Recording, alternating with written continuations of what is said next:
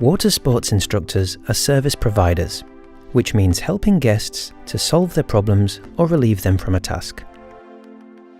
There are so many service providers in our day-to-day life that the actual service given is only recognized if it exceeds our expectations or disappoints us.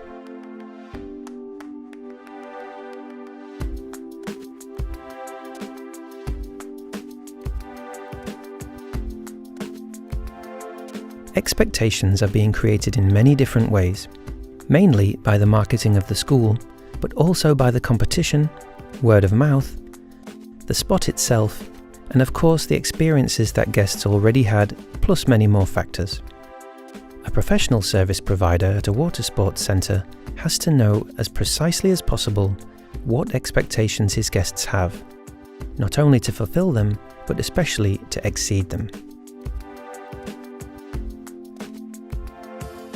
Generally speaking, the following expectations belong to a professional water sport instructor. The skill to provide a safe, competent and specifically targeted lesson. Being in time and being responsible when it comes to the organisation, execution and the service.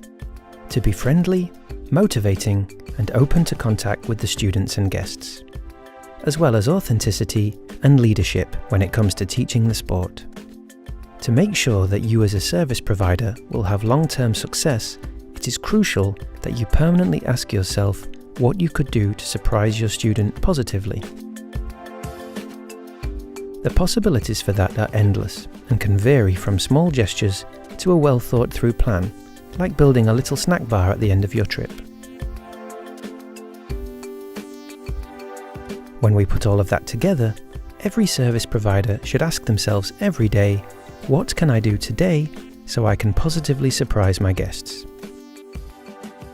Maybe solve a problem for them, or taking over a task before they can even ask can be a very good move to ensure happy customers. Even when we make every effort to fulfill the expectations of our customers, it probably won't always be enough to succeed.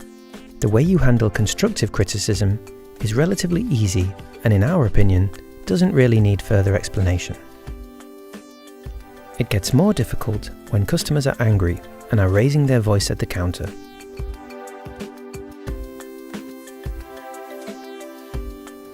That's the second piece of crappy equipment which goes to waste the moment I'm sailing out there. So the first time I'm renting, the foot straps pops out, so I can't sail back, I have to swim. To help you solve such problems in a professional way, we set up a couple of basic tips to help you deal with complaints using common sense. In this context, it is important to understand that an unprofessional complaint must still be dealt with in a professional manner. A complaint should be seen as a chance to get better, and that's why a complaint deserves to be taken seriously.